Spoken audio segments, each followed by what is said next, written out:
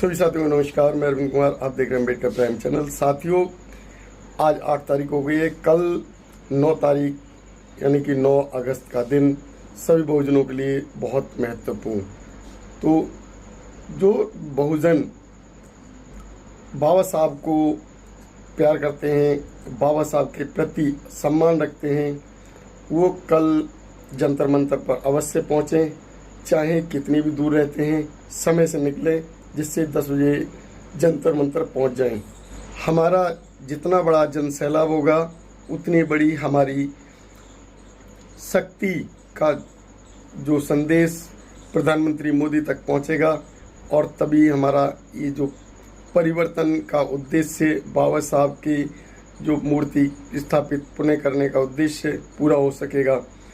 हम देखते हैं कि जिस तरीके से छोटी छोटी चींटियाँ, लाखों चींटियाँ मिलकर एक बड़ी रोटी को उठाकर दूर कहीं भी अपने उस स्थान तक ले जा सकती हैं, जिस स्थान पर उस रोटी को पहुंचाने में शक्ति की ज़रूरत होती है। तो वो छोटी छोटी चींटियाँ शक्ति जो लगाती हैं, मिलजुल कर लगाती हैं और एक साथ शक्ति लगाती हैं, तभी रोटी एक स्थान से दूसरे स्थान पर जा सकती है। क्योंकि रोटी ही उनका जो वह भोजन जिसको करने के लिए बरसात से पहले अपने स्थान तक लेके जा रही होती हैं, उसी तरीके से हम बहुजनों को अपने बाबा साहब की प्रतिमा को पुनः स्थापित करने के लिए हमें उन चींटियों से सबक लेते हुए एकजुट एक दिन एक स्थान पर बाबा साहब के प्रति जो सम्मान रखना है और सम्मान पूर्वक उस प्रतिमा को पुनः स्थापित कराना है। तो उसके लिए पूरा जोर लगाना होगा, तभी उस प्रतिमा को वर्तमान सरकार, जो कि मनवादी सरकार है, अपने उसी स्थान पर पुनः स्थापित करा पाएंगे।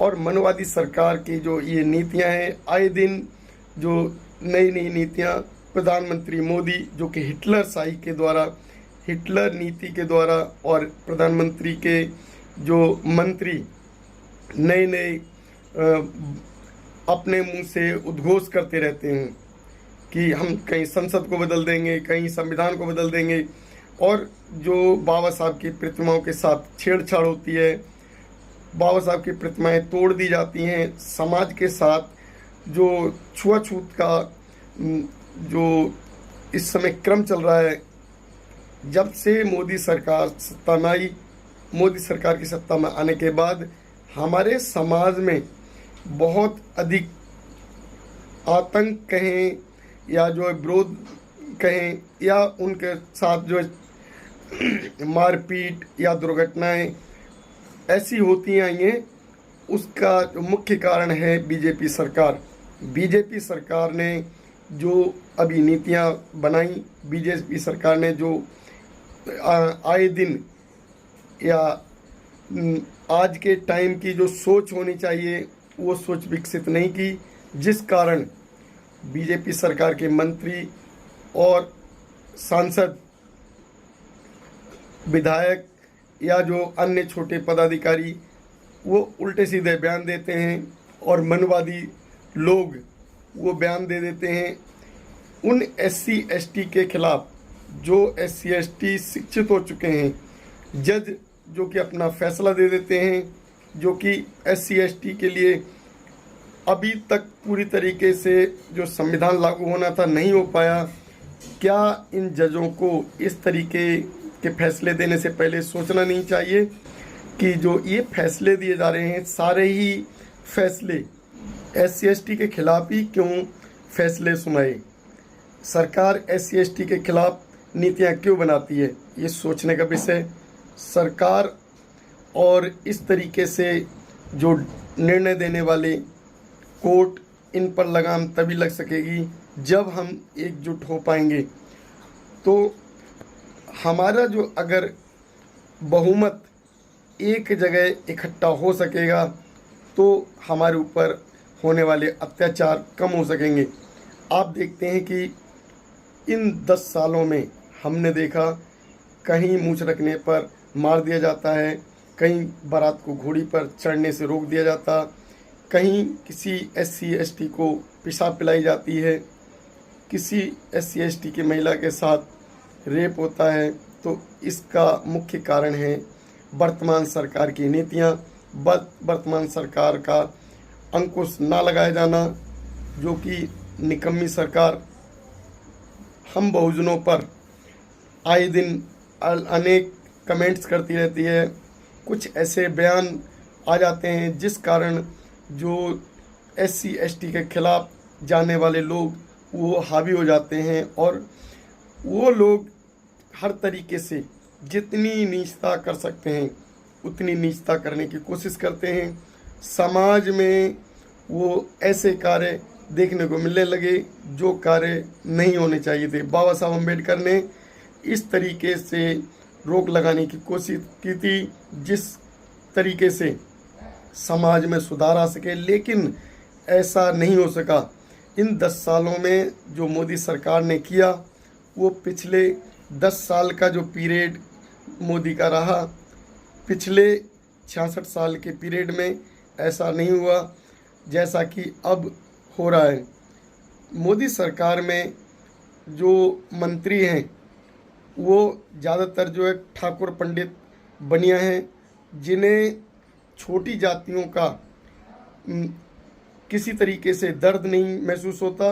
वो छोटी जातियों के विरोध में कार्य करते हैं, अपने आप को श्रेष्ठ रखने के लिए वो नई नई नीतियां बनाते हैं, अपने बिजनेस चमकाने के लिए। जो SC/ST के बिजनेस हैं उन्हें चलने नहीं दिया जाता, SC/ST की नीति वो किसी तरीके से लागू नहीं की जाती।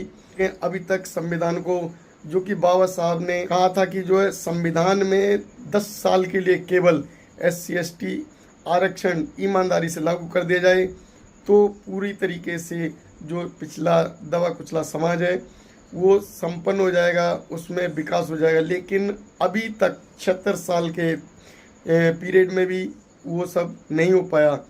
तो इस सब के ना हो पाने के सबसे बड़ी वजह कि अभी तक चाहे कांग्रेस हो चाहे BJP हो, मनवादी सरकार बनती रही।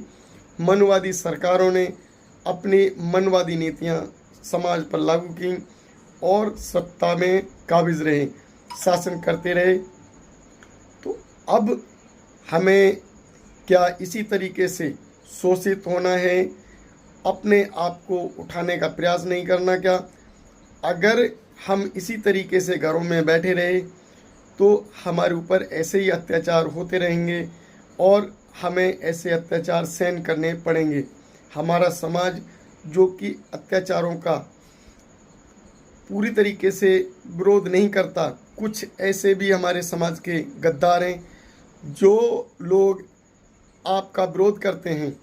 मैं सभी के लिए नहीं कह रहा, लेकिन जो लोग आपका विरोध करते हैं, आपके खिलाफ नीतियां बनाते हैं, आपके खिलाफ वर्ण बोलते हैं, तो ऐसे व्यक्तियों का साथ छोड़ दीजिए और समाज में सम्मानपूर्वक जीवन जीने के लिए 9 अगस्त यानी कि कल जंतर मंतर पर अपने सभी कार्यों को छोड़कर अवश्य पहुँचें, जिससे कि हमारी एकजुटता का परिचय हो सके।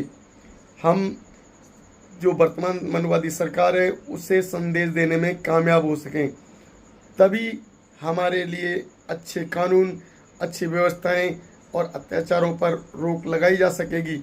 यदि कल हम जागरूक होकर जंतर मंतर एकत्रित नहीं हो सके तो ये मनवादी सरकार हम पर हावी हो जाएगी और ज़्यादा अत्याचार करने लगेगी। तो हमें बाबा साहब की प्रतिमा का वो सम्मान रखते हुए जंतर मंतर पर अपने सारे कार्यों को छोड़कर अवश्य पहुंचना है, चाहे हमारे कितने ही महत्वपूर्ण कार्य हों, उन्हें छोड़ देना है। तो साथियों, हमारे इस वीडियो को अधिक से अधिक शेयर करें, लाइक करें और कमेंट्स अवश्य करें, क्योंकि अगर आप लोग हमारा साथ नहीं देंगे तो हमारा समाज ऐसा ही ठुकता पिटता रहेगा। तो साथियों, हमारी वीडियो पर आपकी क्या राय है कमेंट बॉक्स में ज़रूर लिखें। धन्यवाद, नमस्कार, जय भीम।